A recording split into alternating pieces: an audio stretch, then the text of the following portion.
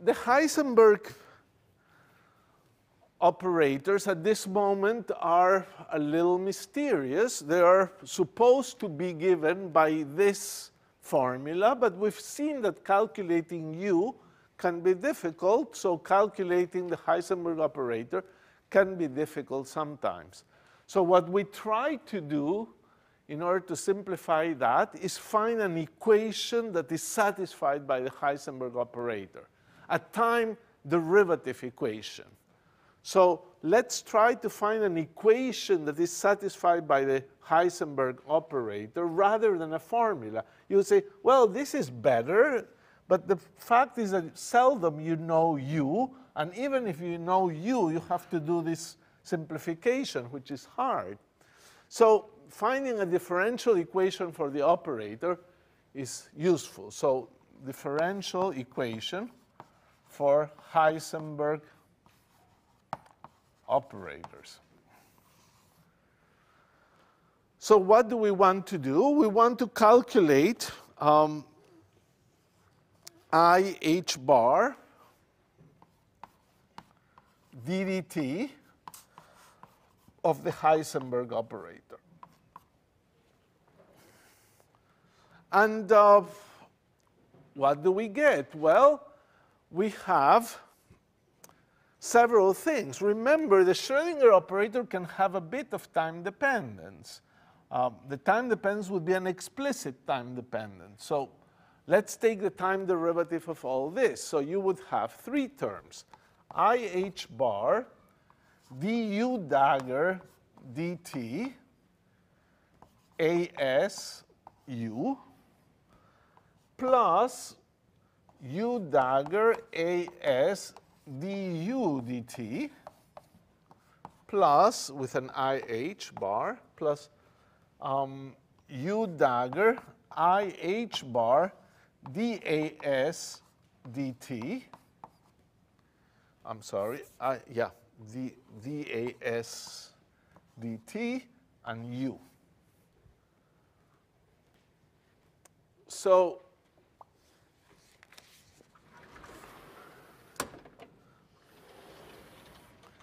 well, you have these equations. Those were the Schrödinger equations we started with today. The derivatives of u, or the derivatives of u dagger. So what did we have? Well, we had that IH bar du dt was h u, h Schrödinger times u. And therefore, IH bar du dagger dt, I take the dagger of this, I would get a minus sign, I'll put it on the other side, is equal to u dagger hs with a minus here. And all the u's are u's of t and t naught. Now I ran out of this thick chalk, so we'll continue with thin chalk. All right, so we are here.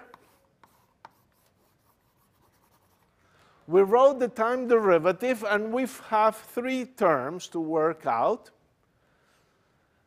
So what are they? Well, we have this thing, IH bar this. So let's write it. IH bar ddt of AS, of A Heisenberg, I'm sorry, is equal to, that term is minus u dagger h s A Schrödinger u. The next term, plus IH bar du dt on the right, so we have plus u dagger as hs du dt. So u, well, that's not bad. It's actually quite nice. And then the last term, which I have very little to say, because in general, this is a derivative of a time-dependent operator, partial with respect to time. It would be 0 if AS depends just, say, on x, on p, on sx, or any of those things. Has to have a particular t. So I will just leave this as plus IH bar dAs dt Heisenberg. The Heisenberg version of this operator using the definition that anything, any operator that we have a U dagger in front, a U to the right, is the Heisenberg version of the operator. So I think I'm doing all right with this equation. So what did we have? Here it is, IH bar ddt of A Heisenberg of t. And now comes the nice thing, of course. This thing, look at it, U dagger U. This turns everything here into Heisenberg. H Heisenberg, A Heisenberg. Here you have A Heisenberg, H Heisenberg, and what you got is the commutator between them. So this thing is A Heisenberg commutator with H Heisenberg.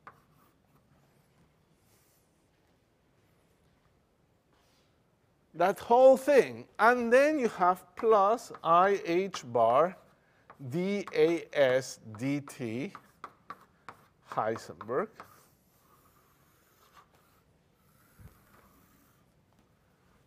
So that is the Heisenberg equation of motion. That is how you can calculate a Heisenberg operator, if you want. You try to solve this differential equation, and many times that's the simplest way to calculate the Heisenberg operator. So there you go. It's a pretty important equation. So let's consider particular cases immediately to just get some intuition. So remarks. Suppose AS has no explicit time dependence. So basically, there's no explicit t, and therefore this derivative goes away. So the equation becomes IH bar dAs, dAh, of course, dt is equal to AH Heisenberg sub h of t. And you know the Heisenberg operator is supposed to be simple if the Schrödinger operator is time independent, is identical to the Schrödinger Hamiltonian, even if the Schrödinger operator has time dependence, but they commute, this will become the Schrödinger Hamiltonian. But we can leave it like that. It's a nice thing anyway. Time dependence of expectation values. So let me do a little remark on time dependence of expectation values. So suppose you have the usual thing that you want to compute. How does the expectation value of a Schrödinger operator depend on time? You're faced with that expectation value of AS, and it changes in time, and you want to know how you can compute that. Well, you first say, OK, the IH bar ddt, but this thing is nothing but psi 0 A Heisenberg of t psi 0. Now I can let the derivative go in. So this becomes a psi 0 IH bar dAh dt psi 0. And using this, assuming that A is still no time dependence, A has no explicit time dependence. Then you can use just this equation, which gives you psi 0, AH, HH, psi 0. So all in all, what have you gotten?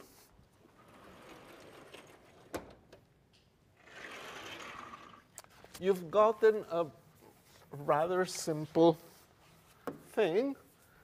The time derivative of the expectation value, so IH bar ddt, and now I write the left-hand side as just the expectation value of H Heisenberg of t. No, the left-hand side has the A Schrödinger expectation value, but we call those expectation values the same thing as a Heisenberg expectation value. So this thing becomes, the right-hand side is the expectation value of A Heisenberg, H Heisenberg, like that. And just the way we say that Heisenberg expectation values are the same as Schrödinger expectation values, you could as well write it, if you prefer, as ddt of A Schrödinger is equal to the expectation value of A Schrödinger with H Schrödinger. It's really the same equation. This equation we derived a couple of lectures ago. And now we know that the expectation values of Schrödinger operators are the same as the expectation values of their Heisenberg counterparts, except that the states are taken at time equals 0. So you can use either form of this equation. The bottom one is one that you've already seen. The top one now looks almost obvious from the bottom one, but it really took quite a bit to get it. One last comment on these operators. How about conserved operators? What are those things? A time-independent AS is said to be conserved if it commutes with a Schrödinger Hamiltonian. If AS commutes with HS equals 0. Now you know that if AS with HS is 0, AH with HH is 0, because the map between Heisenberg and Schrödinger picture says a commutator that is valid in the Schrödinger picture is valid in the Heisenberg picture by putting H's. So what you realize from this is that this thing, this implies AH commutes with HH, and therefore by point 1, by 1, you have DAH dt is equal to 0. And this is nice, actually. The Heisenberg operator is actually time independent.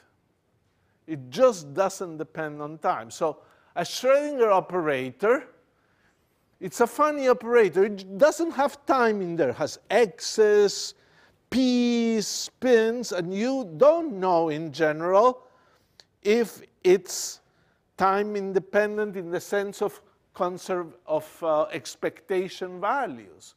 But whenever AS commutes with HS, well, the expectation values don't change in time.